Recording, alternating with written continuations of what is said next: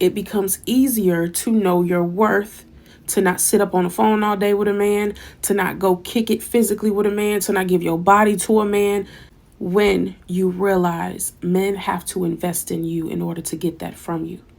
A lot of men are going to want you because you're a woman. They want what's in between your legs, or they want your essence. It becomes easier when you realize men have to actually show up and be consistent with their character, be consistent with who they are as it pertains to you. You are worthy of a man saying, let me call her. Let me initiate a call to her. Let her know she was on my mind today. Let me send her something. Maybe she didn't have lunch today. Let me consider her in my plans. Let me consider her before I go to sleep tonight. Let me hit her up and let her know that I was thinking about her all day and I can't wait until we XYZ. You're worthy of a man considering you, pursuing you, and actually valuing all that you are. And when you really internalize that message, that's when you can look at dating differently and you can say, this man ain't put no effort into me. This man ain't take no time out his day to call me today. He didn't text me to check in. He hasn't planned a date. It's been 2 months. So I am married. I have been married for some time now. I also have multiple submissives that serve me and do whatever needs to be done to make sure that I'm kept happy. And that is my life. That is the way I kind of flourish in this world, if you want to say that. So I think I know a thing or two about men. So one huge thing that I think a lot of women miss, right, is this chasing of the man, right? You're the one always texting first. You're the one checking in. You're the one planning the dates. You have to remind him 3 days before your anniversary that the anniversary is coming up because otherwise he's just going to forget. You're the one always initiating things. You're the one doing all of the work and becoming exhausted, and then you think, oh my God, men suck. Men are horrible, right? I don't think that's true, number one. I think there are amazing men in this world. I'm sorry. I'm not a man hater. I love and respect men. I think men do a lot of good in society. I'm sorry. Patriarchy does exist. Shitty men do exist, and all these power structures between men and women in society is very real. But I have met too many good men in my life that have spoiled me rotten. And I'm talking about not just like financially and things like that. I'm talking about like literally making my life easier. Like I am a believer in jar opener status, right? Like if you can crack open a jar for me, you're making my life easier. You can build something for me, then you are making my life easier. Like in all these ways, men like to give.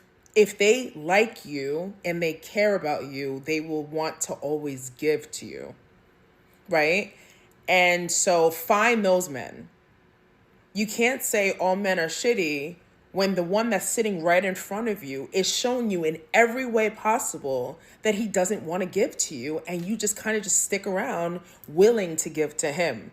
And that's why you date sometimes and you're waiting for someone to propose, or you're waiting for like things to get better and they kind of don't. You just keep giving, right? You end up the one always cleaning. You end up the one always cooking. You end up paying like 75% of the bills. You end up like with him using your car to go cheat on you around town, like you end up with those guys, right? Because you don't get it. You don't get the fact that they need to give to you. When they like you, they want to give to you. And they will want to give you everything if they love you, right? So if you meet a man, and literally it's that simple. It's that simple.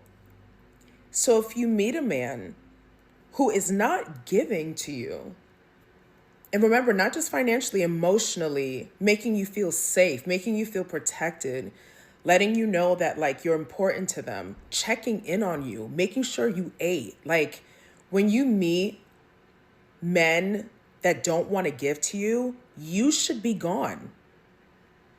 So that's what I meant by learning when to be silent, because what's the argument for? If I meet a man, for example, and he doesn't give to me in the ways that I need to be given to, and the things that I need to receive to feel safe, to feel secure, and all these things, if you're not giving that emotionally, physically, mentally, financially, if you can't do all of those things, what is the actual argument for? Every time you argue with a man about what you need and you're still not getting after you said it over and over and over again, every time you argue with him, you let him know you're not going anywhere. So what is there to argue about? The best thing to do in that situation is to just leave. I've met men, for example, that wasn't giving to me the way I needed, and then they just didn't hear from me anymore. That was it. I'm not wasting my life trying to figure it out, So I just disappeared. And then I would hear from them all the time. There are men that are still in my DMs to this day, infatuated with me because I walked away. They to this day, it's been years, they don't understand why I just walked away. And it's because I wasn't getting what I needed, and I wasn't getting the love and attention that I needed, so I was gone. I'm not sitting around and arguing. And that's the mistake a lot of us make, us ladies, we make. We sit around and we want to argue and go back and forth because we think that's how we show we care, and we're fighting for the relationship. I'm not fighting for anything. I either receive it or disappear. I'll tell you what I need, and that's it. I had nothing else to say. That's what I meant by, harnessing the power of silence as women. What is there to argue about? You're not taking me out of my element, off my center, because you can't give me the things that I need. It means I need to go back into the world and flourish until I meet someone that's going to give me everything that I need. And I knew I wanted to marry my husband because he gave me everything that I needed, right, out of a partner. And not just that, I was just receiving it, and we were having just a good time, and we were adventurous and we're fun, and it was just we just kind of clicked. It just worked out that way. And the more he gave me as far as feeling safe, feeling loved, the more he made me feel protected and provided for, I stayed. Because he was giving me what I wanted. And we were engaged 7 months later. And that's it. In closing, stop chasing them. Stop texting first. Stop making all the plans. Stop filling the holes where they fall short, right? Like, just stop doing that. Like, the one thing you need to stop doing as a woman is more than he does. Stop doing more than he does. He's not going to respect you. He's just not. Because they like to give. Overall, that's what I learned about men, right? They enjoy giving. And if you are a giver too, there's nothing to hunt. You're just there giving everything away. There's nothing to chase. Like, men are not bad people. They're wired a certain way. And I think that's what people should understand. Like, I don't think men are bad people. I think you just need to learn how to speak their language. And it's not always like a spoken thing, It's just what it is.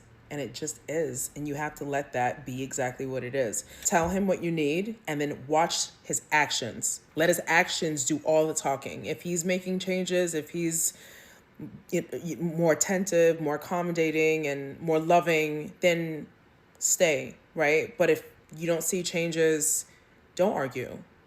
Don't argue. Walk. growing up with a misogynistic father, I realized truly that I put myself second in the relationship. As a woman, I thought that I was second, that I was last, when in reality, men are indebted to women.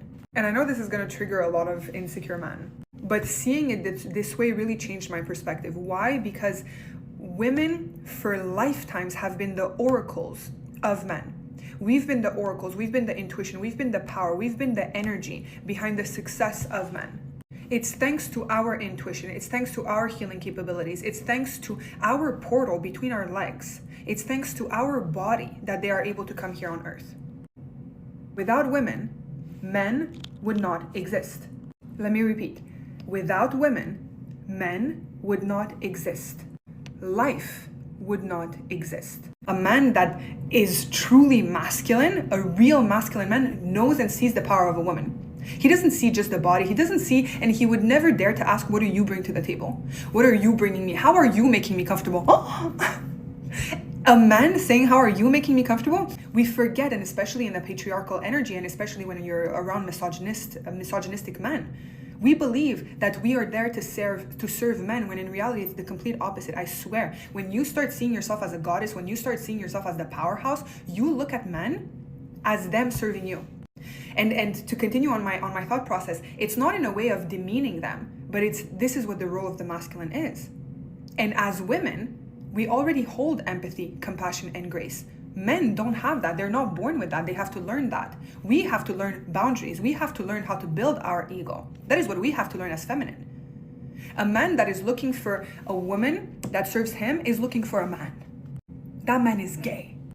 Because he is looking for a masculine energy in his presence. He's not looking for a woman. He's not looking for a feminine energy. He's looking for a masculine energy.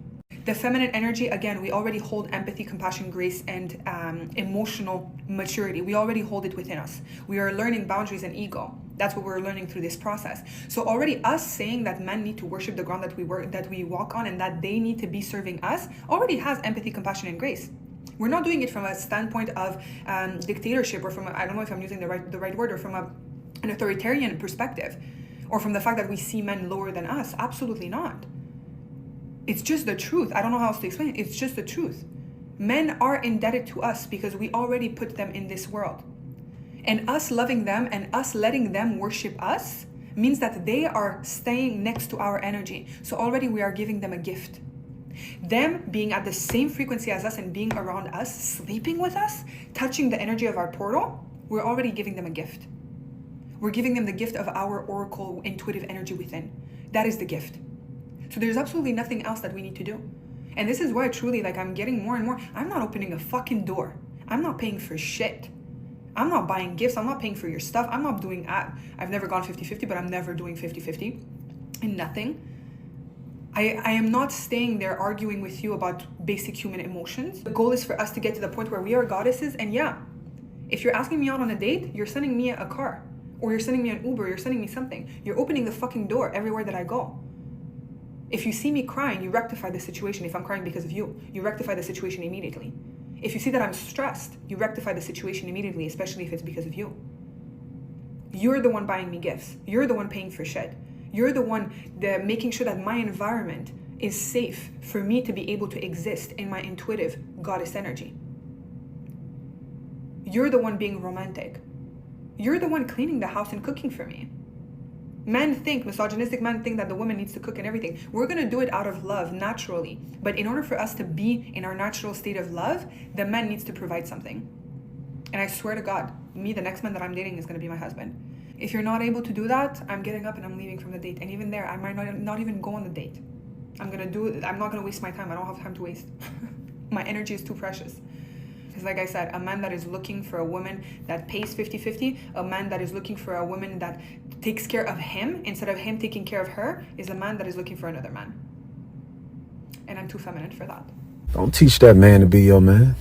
Don't ask that man to show you off, yo. Don't ask that man to text you. Don't ask that man to bring you flowers randomly. Don't ask that man to plan dates. Right man is going to know exactly what to do and when to do it for you. Because you gotta think, a man is gonna treat you exactly how he feels you fit in his life. So if he's treating you like nothing, that's how he sees you. If he's giving you the bare minimum, that's how he sees you.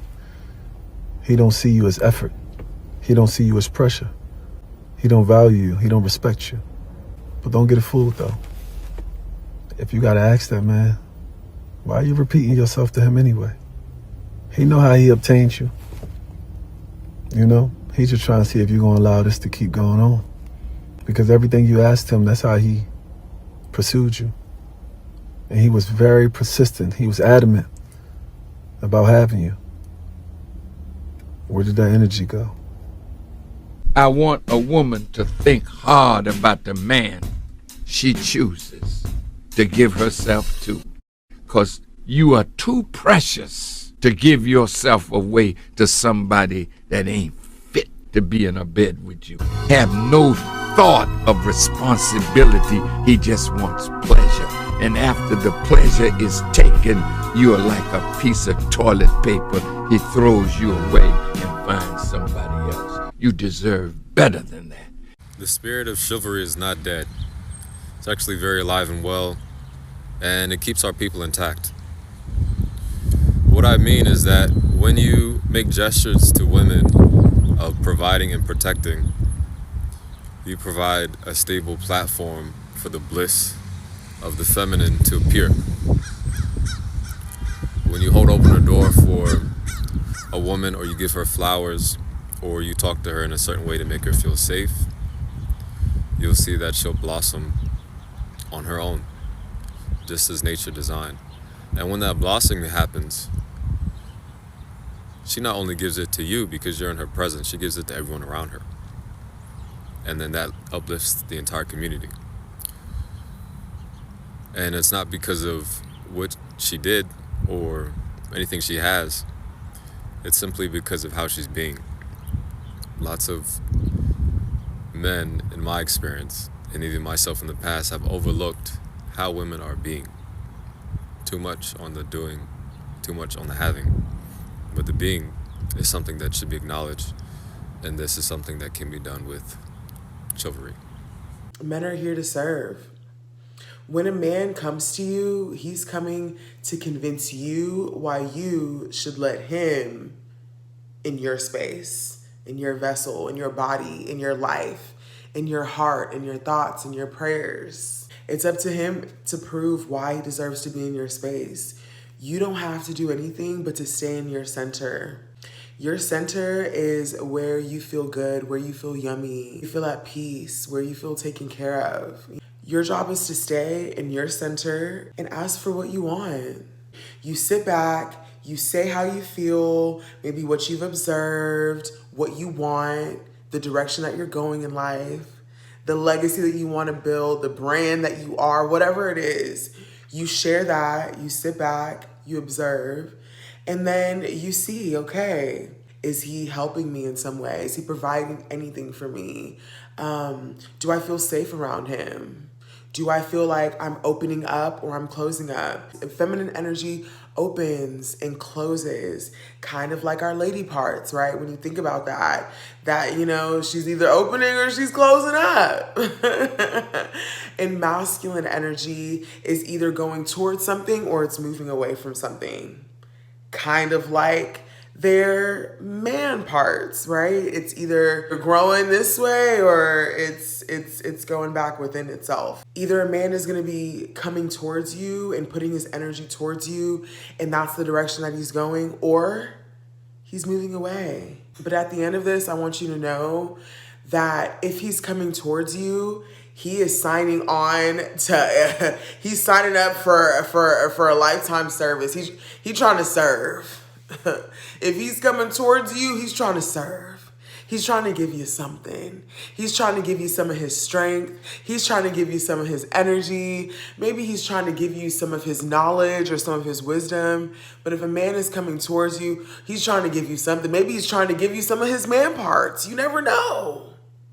But if a man is coming towards you, he's typically coming to give you something, coming to serve you in some way. So it's your job to speak your mind, speak your heart, speak your desires, sit back, observe his behaviors. Is he coming towards you or is he moving away from you? Yeah, and then you could decide like, okay, is this something that I like or is this something that I don't like? Is this something that I want in my space? Is this an energy or a person or a thing that I want in my vessel? This is the major secret to the vetting process, is that he's coming to convince you. He needs to prove to you why he deserves to serve you, why he deserves to give some of this energy that he so badly wants to give to you and have be received. It's up for you to decide, okay, do you want this in your space or not? Right? Do you want this in your space or not? Just because it's like that doesn't mean that it's bad. It doesn't mean that we need to change it. It just is what it is. And as women, you have the right to receive all of that love, all of that care, all of that provision that men want to offer. You get to choose what you receive, of course. I advise you to stay open. You never know what blessings and abundance you can get in this life. I know that there are tons of amazing men on this planet with so much to offer, so much love to give, skills, energy, energy to give, woo, that's a big one, The feminine really does like to relax. Yeah, she likes to do stuff, but honey, she likes to sit back. At the core, she likes to rest. She likes to be pampered. She likes to be cherished. She likes to be poured into and gifted, okay?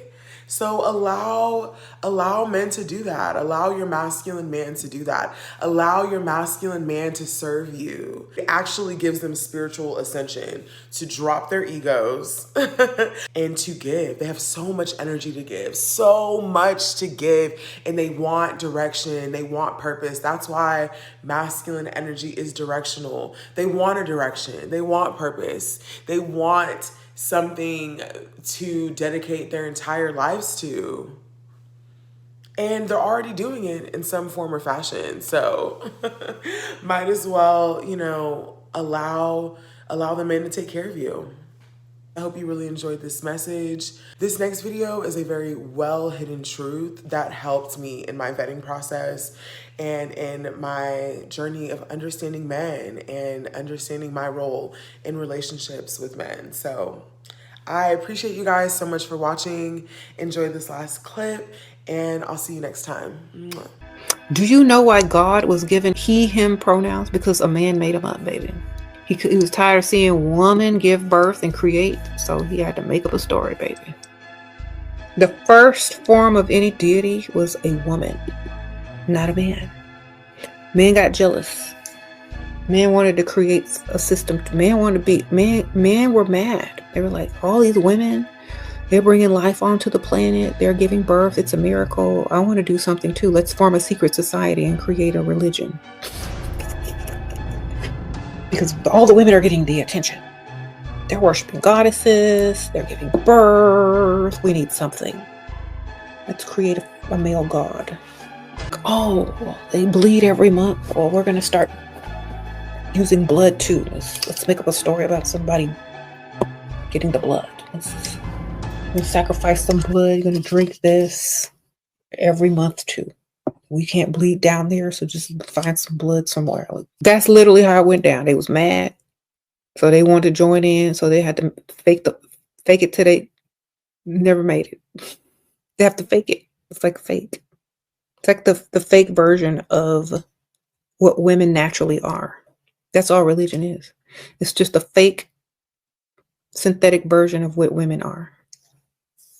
Men thrive in relationships and women thrive when they're single. The Bible says, he who finds a wife finds a good thing. That's because feminine energy is currency. As women, we are nurturers, we are maternal. And when we're in relationships, aside from the cooking and the cleaning, we pour into men, being their cheerleader, being their sounding board, giving them advice. We lean into that supportive role. But if you're pouring into the wrong man, this is where you find yourself depleted, burnt out, feeling unappreciated, because they're not pouring back into you and playing that masculine role. I'm not saying that as a woman you should stay single so you can thrive. I'm saying that before you give access to a man, ask yourself, can he afford your energy? When a man is standing firmly in his masculinity, you glow differently because you're being taken care of, you're being poured into. A lot of women will rush to be in a relationship with the wrong man because they're lonely, just for the sake of being in a relationship, just to keep up with the Joneses. But true femininity is being comfortable with self, loving yourself, knowing your self-worth, your value, and being able to communicate it.